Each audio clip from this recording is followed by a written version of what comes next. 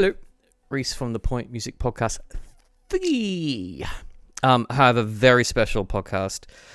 This one is from the amazing artist Loki from SELVE.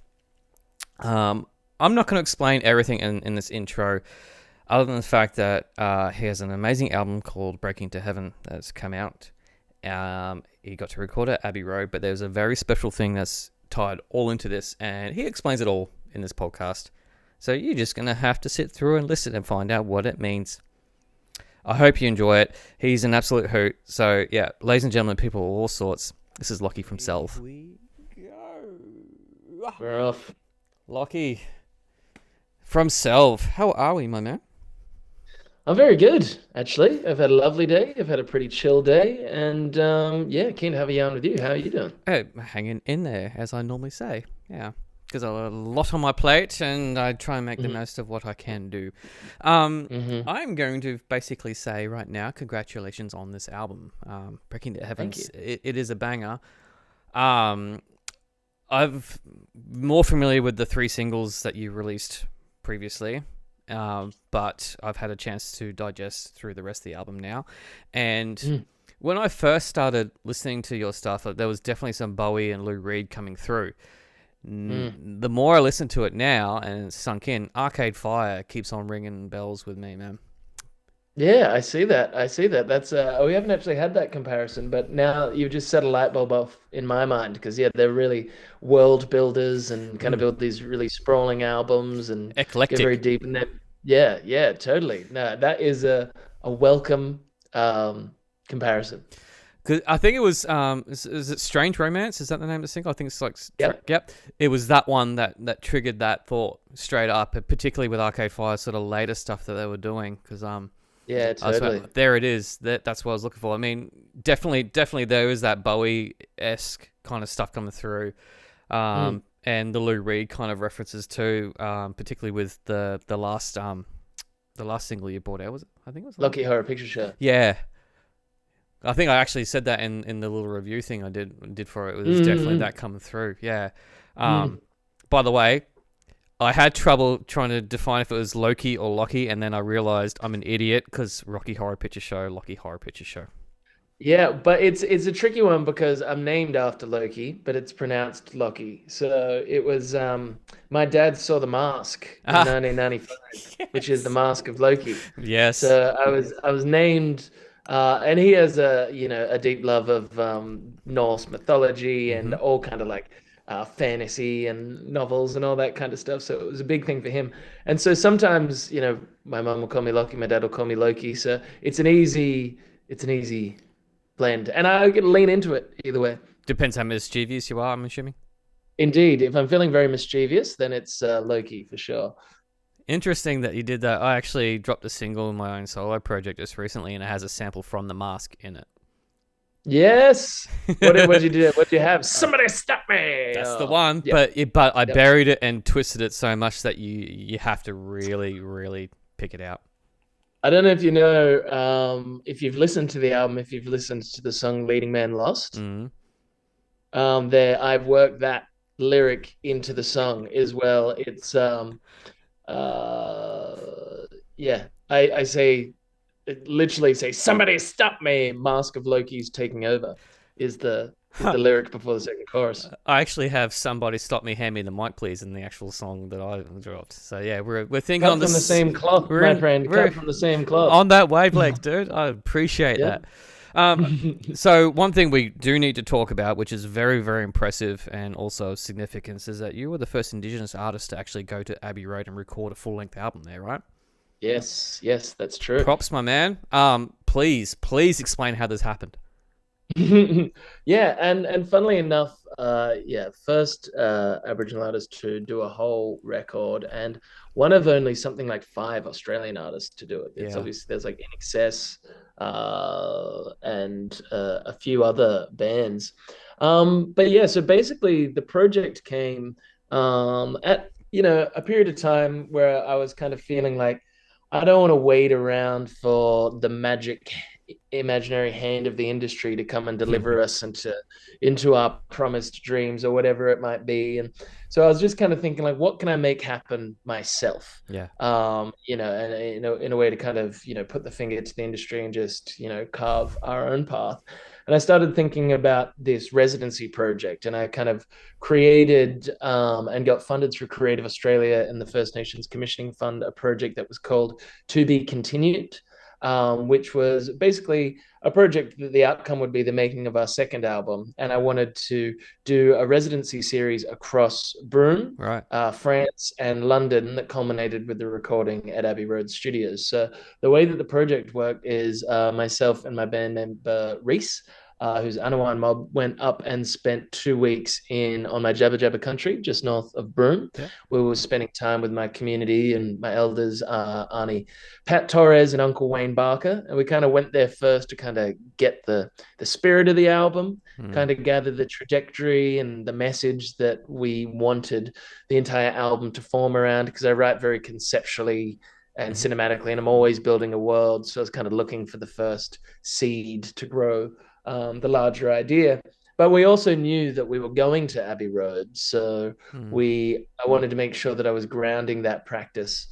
I don't know, from responding to country, it was a big responsibility, knowing that I'd be the first Aboriginal artist to do an album there. So I wanted to make sure that I was coming from the right place and coming from integrity. And so, yeah, started there. And then we had 6 weeks in Midnight Special Records is the name of the place, out in Noyen-sur-Seine, which In is France. about an hour. Yeah, in France, an hour outside of Paris. And we were staying there because the producer on our previous record, Red Desert Dream, is a Parisian musician and artist. He is from a band called Fair over there, and he does a lot of film composition and everything like that. And so he hooked us up with those guys, was like, you should definitely go out to Midnight Special Records. You could stay there for a long time for pretty cheap. And basically, we lived there for what was initially going to be 6 weeks and ended up being 8 weeks. Shit. And we went there this time with the whole band. So there was 6 of us. There was Josh, who has been filming a documentary about the whole process, and a couple of our friends who found out we were going and wanted to jump in, and they stayed with us for free because they both happened to be chefs and were making us food and helping us, because basically in France, it was so exciting to have 6 to 8 weeks just to work on an album. Yeah. So back here at home, I can't just be like to everyone, hey, drop your jobs. Let's just hook into Scotty's studio for 6 to 8 weeks and focus on this. No one can do that. We've all got to live. But because we were over there and we had the per diems and we had the accommodation paid for and we were overseas, like, that was almost like the most beneficial thing, that we got that long to work on the album. So we would basically spend like Monday to Friday, get up in the morning, sit around the kitchen table, be like, what kind of song are we working on today? Go in, demo it out in the studio. We had Scotty there. So Scotty was the producer for the album, and the engineer. So we were kind of demoing and writing at the same time as we'd kind of go. And then on the weekends, we'd kind of go into Paris, try to get inspiration from music. We went to Rock and Seine and saw like LCD Sound System and Massive Attack, PJ Harvey, the Pixies. So we were like drinking up inspiration and then taking that back. And in the end, we wrote 25 songs and then whittled that down to we tried to get it down to 10, but it ended up being 13 that made it onto the album. And so that was the process there, which was glorious. And then we were over to Abbey Road, and basically, our time, it was expensive. So we had 2 weeks there, which was amazing. But to record 13 songs, it was like a pretty tight schedule. So we spent a lot of time in France making sure that we were as rehearsed as possible, that we'd fleshed out a lot of the ideas there was still a lot of experimentation in the studio, but like we were also pretty gun-ho, making sure that we'd have everything ready. And funny story as far as how did it happen. It's just like, it's good. You've just got to have a punt. Like Abbey Road, I reached out on the text box on the website. Yeah, I know the one. Not even an email, just like straight in. No one was, that goes to a graveyard of emails. Yeah. And somehow the groundskeeper was there and dug up the bones. But they basically got back. They kind of said, yeah, if you can get the money, you can make this happen. So obviously that was the thread, which I had a yes from Abbey Road. So then the domino effect of that was the grant people were like, how'd you get this? This is amazing, once in a lifetime kind of thing. So it kind of happened that way. And then yeah, so then we had our 2 weeks in Studio 3 of Abbey Road, so Dark Side of the Moon and things like Yep. Revolver and Frank Ocean and all that kind of thing. And yeah, it was obviously extremely surreal. So again, Scotty, our bassist, was the producer for the whole album, but we also had Simon, who worked on our previous as a supporting producer, and Abbey Road gave us our engineer. Thomas Briggs was his name. He was a really, really lovely guy. And when we first day in there, and he's giving us a tour before we get to Studio 3, and he's like, "Here, we'll just take a stroll through Studio 1. This is where, right where you're Just standing. casually. We'll just walk through Studio 1, and then we're like walking through, like and Liam, our keyboardist, the big piano was there, the Yeah. big giant piano. And he's like, "May I?" Hang on. Was that one of the pianos that featured in A Day in the Life? Yes. You just Yeah. wanted to just smash that chord, right? He was just in there. He like sat down, got tangible shivers through his body. I Like we got bet. footage of it, just got to play on it. And then we're standing up in the engineer room, Yep. and they've been like, yeah, when they made Yer Blues, they put a wall inside this room and recorded it right there. And then our guitarist was like standing against the thing. He's like, and that's where Johnny Greenwood stood to do this and this in OK Computer. Yep. And everyone's like, and so we were doing all that touring, and then finally we get to Studio 3, and we go in, and the room is so gorgeous, and we all just kind of melted, fell down onto the couch there, because it's like it was an idea, it was a conceptual thing, Yeah. until we got there and we actually realized that we were getting to record in that place, amongst the place where a lot of the albums that have influenced all of us to become the musicians that we are were made. So it was never taken lightly, and it was never normal. It was never like, oh, I could get used to this. Like every moment we're like, all right, we have got a really rare opportunity. Let's not fuck this up. Let's make sure that this is as excellent as possible and take it extremely seriously. So did you Which feel we a bit of did. weight though? Like a lot of weight on your shoulders knowing that? Definitely, Yeah. definitely, especially with the responsibility of representing mob and Yeah. representing First Nations music. But like at the same time, I felt a lot of pride, and we put a lot Mm. of work in it. And a lot of it, what made the project special was that I was taking songs, language, and ideas that I had generated on Jabba Jabba country, and then Mm. getting to bring that into the heart of London, into Abbey Road, and use the most famous studio in the world to platform First Nations stories and show that First Nations music deserves to be held in the same regard as great Yeah. things like Dark Side of the Moon and the Beatles and all this kind of stuff.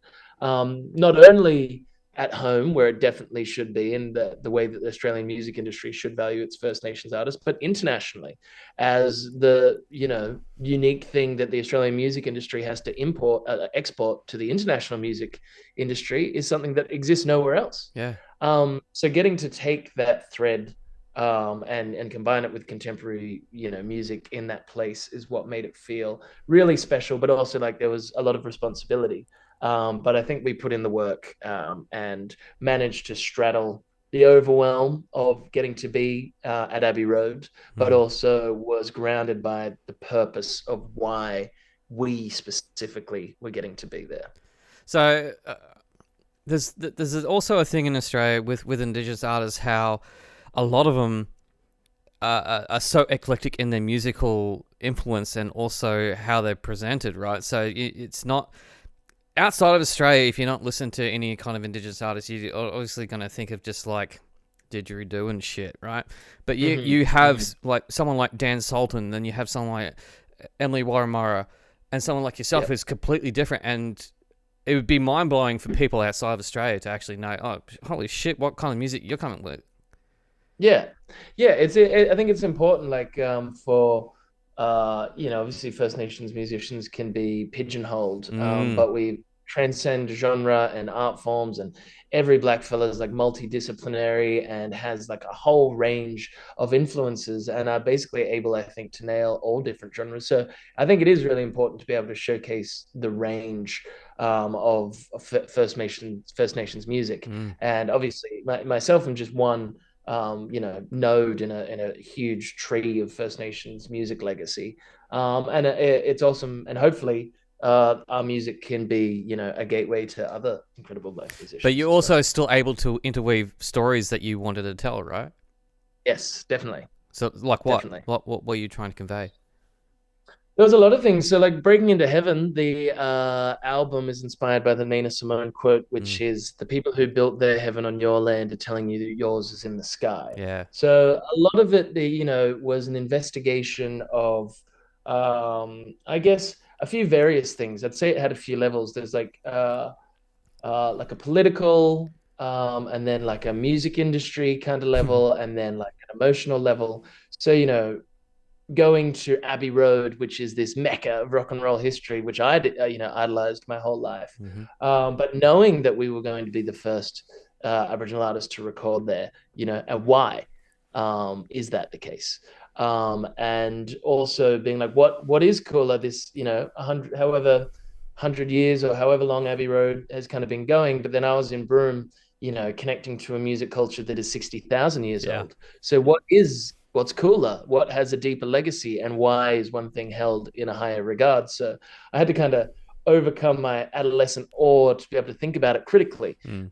as well. So this idea of, breaking into Abbey Road in the heart of the colonizers' country and using their studio to tell a First Nation story felt kind of badass and radical. So there's that. But then also conceptually, this idea of, the dangers that come from the idea of promised lands. This idea that,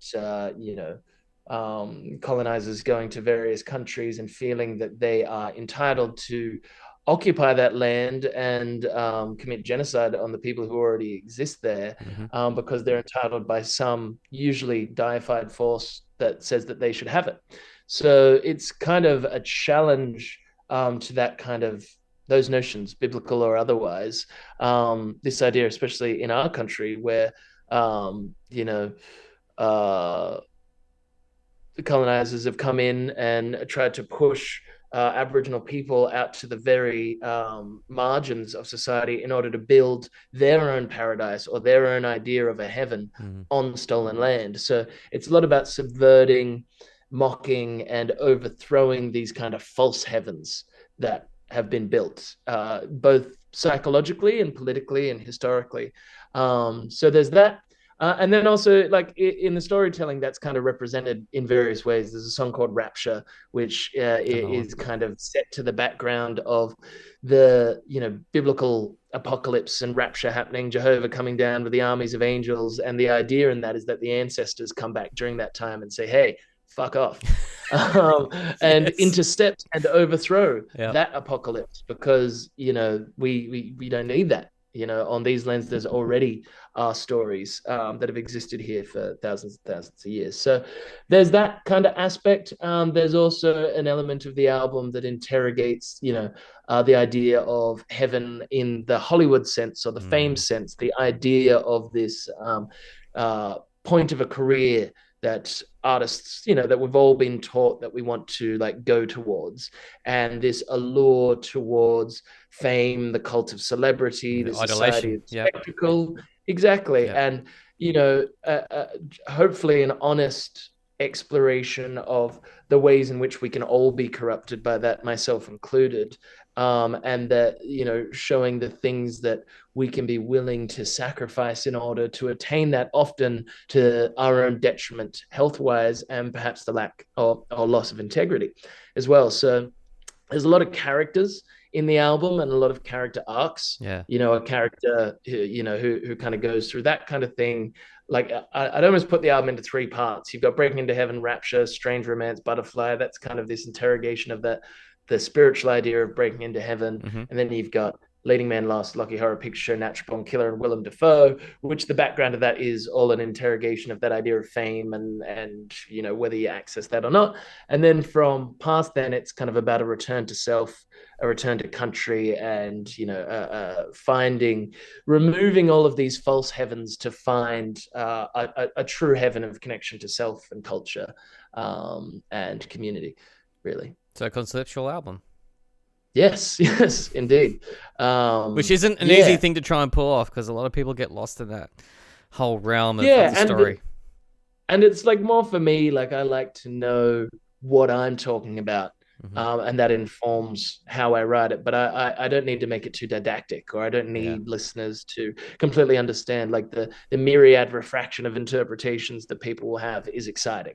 But I obviously put a lot of thought into the writing process. So I guess like the point of a conceptual album, or this for me, is less about having people know what I'm trying to communicate, but it's more helps me be creative to know where I'm coming from. The whole idea of this is so fucking punk rock, it's ridiculous without it being punk rock, right? Mm-hmm. Mm-hmm. Yeah, I mean, that's why, the album cover is like, I wanted the album to feel like a brick coming through the window, which Mm. is why there's the hand holding this glass brick. But the glass brick is like, it's not just a thing of violence, it's a gift, and it's a reference to the dark side of the moon and this kind Yep. of glass, refracting thing, a bit psychedelic, a little bit of a space odyssey obelisk kind of what is the message or meaning that is coming through this kind of thing. But definitely wanted it to feel punk, but contrasted by the colors. Like it's a very welcoming blue, Mm. and a very nice orange. And I think we definitely had a big punk attitude in writing a lot of this stuff. But one of the provocations from one of my elders, Uncle Wayne Barker, when we were writing was, what are you risking? And he said, if you're not risking something when Yep. you're up there performing or when you're writing, you're not doing it I've heard. right. You're not, Yep. I've heard that before. you're, you're Yeah. not pushing it. Yep. And then so the funny thing was when we'd get up in the morning, sit around the breakfast table in France, like, all right, what are we writing to? It's like, we're going to write a punk banger. Let's do Natural Born Killer or Breaking into Heaven. And that would come out. And I was like, yeah, sick. And sometimes that, I mean, to me anyway, that comes easy, because you feel powerful, you feel badass, you're saying fuck you, you're Hmm. doing your thing. But then it can be more nerve wracking doing a really vulnerable song like Catch My Breath Hmm. or Friday Night on the album, or even doing something that's actually really pop and about love. And, it's like a song like Butterfly, which is really playful and light. And it's like, oh, my Radiohead youth wouldn't like that I'm writing this song. But it's like, but good, that's making you uncomfortable. And what pigeonholes do we put ourselves in?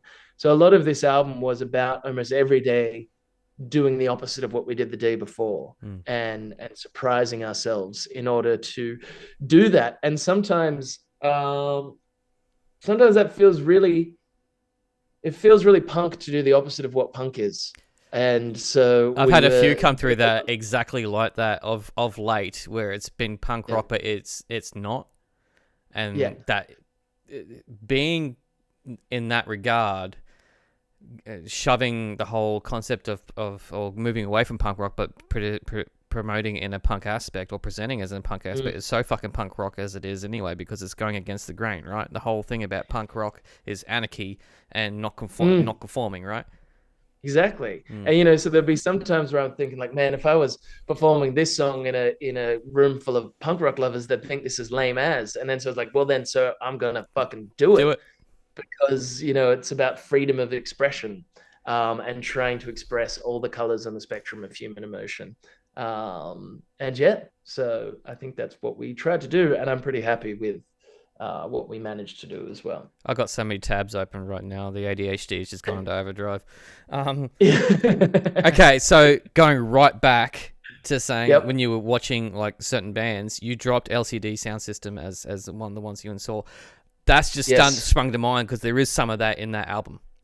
Now, definitely. yeah, I think that was a huge influence, because I don't think any of us had actually seen them live, yeah. and it was just mind blowing. Bet. There would be, how already like like even like Dance Yourself Clean, which like it doesn't drop until like 5 minutes into the song or something like that, and that just absolutely got us live. Like it was like the volume went up like Mm. 200% or something, and it was crazy. And then there was Massive Attack, who were doing, I can't remember what it's called, but it was the festival before they did a show in London, which was with Mhm. their new visual show, Ooh. which they'd done with a big director, and it was really profound. It was very political, and it had a lot of reference to the way we're all data mined, but was also being really confrontational about what's happening in Israel and Palestine Okay. Yep. in a time when it was still pretty fresh, and it was just so strong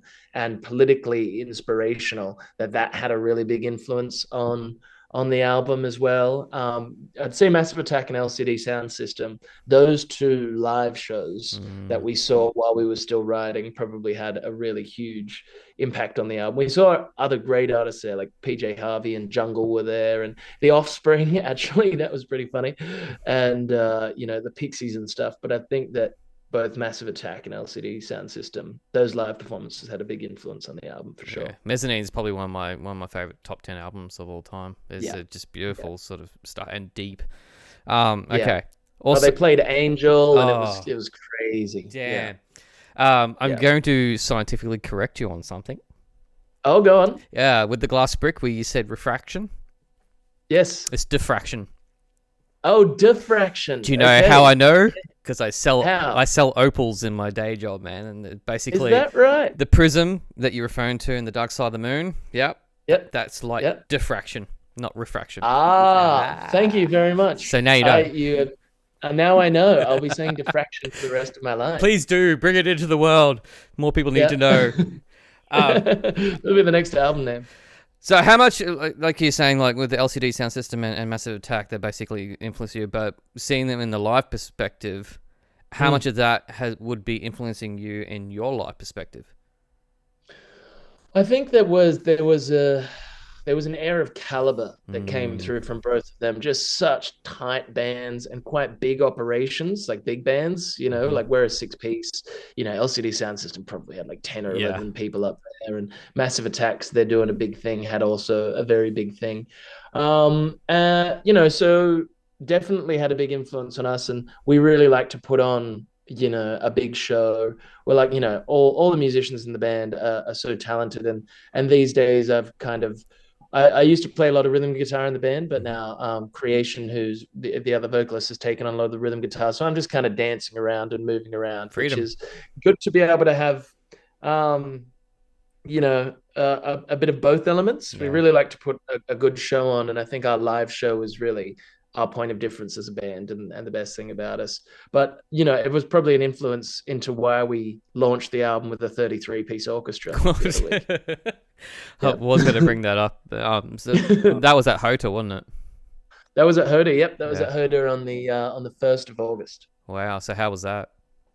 It was amazing. Well, it was our biggest show ever. We sold it out at 700 Woo. people, and we'd been preparing for it for a long time. So it was very cool. All of the music videos that we've made were kind of a part of the show. So we had a big visual show of the music videos, and also dance performances from choral projects. And I've been working with the ASO, the Australian Session Orchestra, for a while. We had Alex Vandenbroek, who is an arranger and composer who did the charts for us, which was very cool, obviously, to have the album charted, but also for her to tastefully add the parts. I think if we tried to do something ourselves, we would have been like, put on the tubas and put everything everywhere, and it would have just been white noise. So it was really exciting. But we didn't get to rehearse with them until the dress rehearsal on the Oh, day. wow. So we'd been practicing to like the MIDI files of the Okay. arrangements and stuff like that. Yeah. And then the orchestra, they just read they're just robots. They're pros, so they do that. Yep. They just rock up and go. But it was really, really awesome. It was such a beautiful way to bring it to life, because in Abbey Road we used a lot of the mellotron from Strawberry Fields, and everything like that is all over the album, and we've got heaps of string sounds, and we were using the Celeste, and the piano that was on Day of the Life was in Studio 3 as well, and so we had all these string parts and these orchestral parts in the album, so it really kind of fit, for it to be turned into a full-blown orchestra. And we basically played the album from start to finish, which is probably the coolest way to ever see this album. So we're glad, even for ourselves, that we got to hear it like that. But yeah, it went down an absolute treat. It was awesome. So what's the And we plan? filmed it. You filmed it. Yeah, big 5 to 8 camera sit show. So we're going to edit it together and release it as a performance Yes. film. So what is the plan after the release of this album? You're going to be touring this whole thing? Yep, so we're going to do the Breaking Into Heaven tour. So it'll come out on the 12th of September, and then we've got a run of shows across Queensland, New South Wales, and Victoria. Basically, and landed a couple other cool shows. So we've got opening for Winston Surfshirt on the 26th of September, which is really cool. Yep. And then playing up and down the coast. Have another show coming up at Moe's Desert Clubhouse for their 6th birthday as well.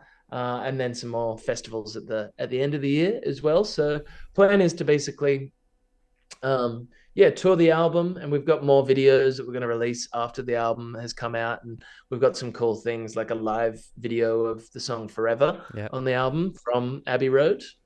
Is actually the recording of the live take. So that was the only song that we did without a click in the studio and recorded it all together as a band. That's brave. Yeah, it was. And it's, and so the footage that we have is of the actual take, which is really, really cool. That is on the album.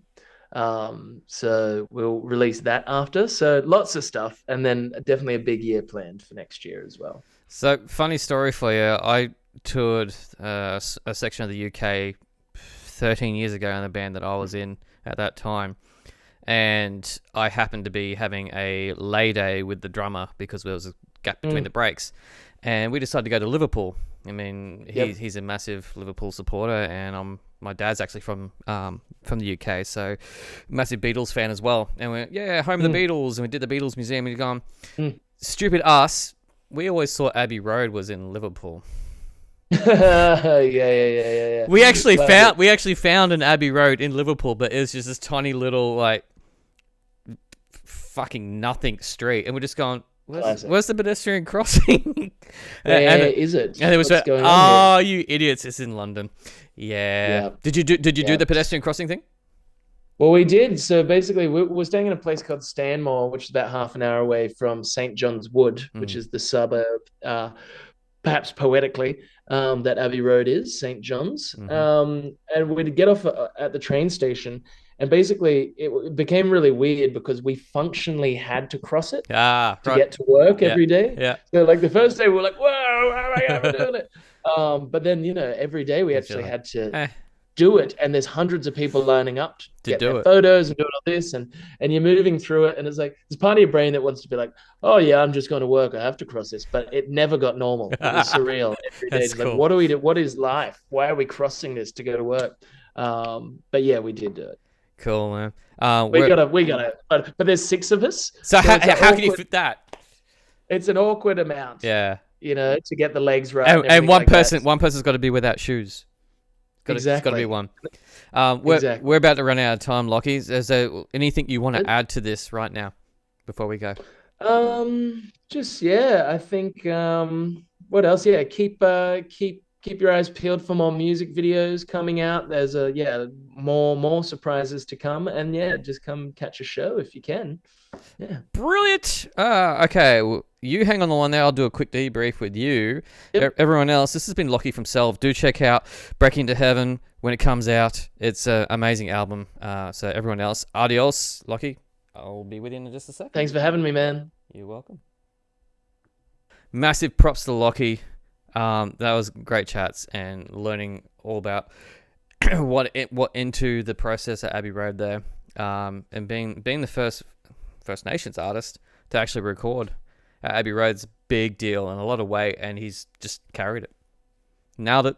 And Breaking Into Heaven's a great album. So if you get to see them, if you see them on tour, go. If you see their name being around and while they're on tour, go see them. It'd be a spectacle, trust me. And give them some love. Give the album some love. Got more coming, as I always say. Big thanks for tuning in. If you haven't subscribed to this yet, by the way, either the audio or the video, please do. It means that I know that some people are listening. So yeah, apart from that, thanks for supporting local music, live music, Australian music, all sorts of music. You guys are legends. Bye.